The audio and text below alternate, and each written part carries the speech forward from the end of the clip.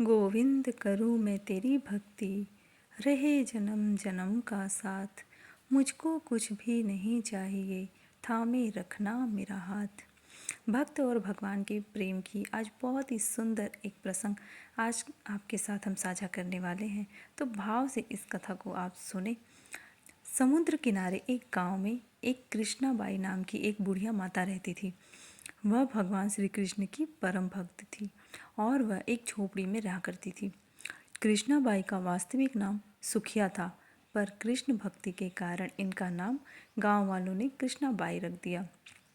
घर घर में झाड़ू पोछा बर्तन और खाना बनाने का काम किया करती थी और इन्हीं से इनकी जीविका चलती थी। कृष्णाबाई रोज फूलों की माला बनाकर दोनों समय श्री कृष्ण जी को पहनाती थी और घंटों कान्हा से बात भी करती थी। गांव के लोग तो यही सोचते थे कि बुढ़िया पागल हो गई है, ना जाने बुढ़िया क्या बकबक करती रहती है, किससे बात करती है। एक दिन एक रात को श्री कृष्ण जी ने अपनी भक्त कृष्णाबाई से कहा कि कल बहुत बड़ा भूचाल आने वाला है, तुम यह गांव छोड़कर दूसरे गांव चली जाओ। अब क्या था, मालिक का आदेश था। कृष्णाबाई ने अपना सामान इकट्ठा करना शुरू कर दिया और गांव वालों को भी बताया कि कल सपने में कान्हा आए थे और कह रहे थे कि बहुत प्रलय होगा, गांव छोड़कर पास के गांव में चली जा। अब लोग कहाँ उस बूढ़ी पागल की बात मानने वाले थे। जो सुनता वही जोर जोर ठहाके लगाकर हंसता। इतने में बाई ने एक अपनी बैलगाड़ी मंगवाई और अपने कान्हा की मूर्ति ली और सामान की गठरी बांधकर गाड़ी में बैठ गई और लोग उसकी मूर्खता पर हंसते रहे, उसका मजाक बनाते रहे। बाई जाने लगी।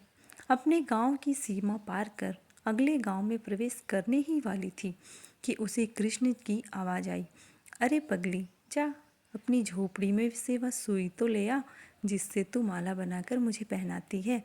यह सुनकर माई एकदम से बेचैन हो गई, झोपड़ी की तरफ भागी। गांव वाले उसके पागलपन को देखते और उसका खूब मजाक उड़ाते रहते। माई ने झोपड़ी के तिनकों में फंसी अपनी उस सुई को निकाला और फिर पागलों की तरह दौड़ते दौड़ते हुए गाड़ी के पास आई। गाड़ी वाले ने कहा कि माई, तू क्यों परेशान है, कुछ नहीं होना। माई ने कहा, अच्छा अब चल और जल्दी से अपने गांव की सीमा पार कर। गाड़ी वाले ने ठीक ऐसे ही किया। अरे फिर यह क्या हुआ, जैसे ही सीमा पार हुई पूरा का पूरा गांव ही समुद्र में समा गया। सब कुछ जलमग्न हो गया। गाड़ी वाला भी अटूट कृष्ण भक्त था। येन केन प्रकरण भगवान ने उसकी भी रक्षा करने में कोई विलंब नहीं किया।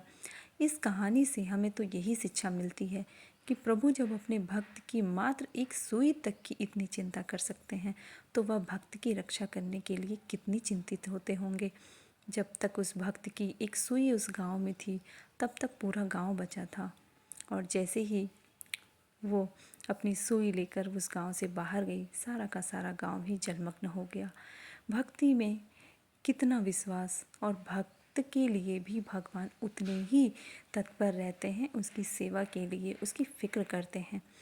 तो आज की हमारी ये कहानी आपको कैसी लगी हमें ज़रूर बताइएगा और कमेंट में राधे राधे ज़रूर लिखिएगा। बोलो श्री बांके बिहारी लाल की जय।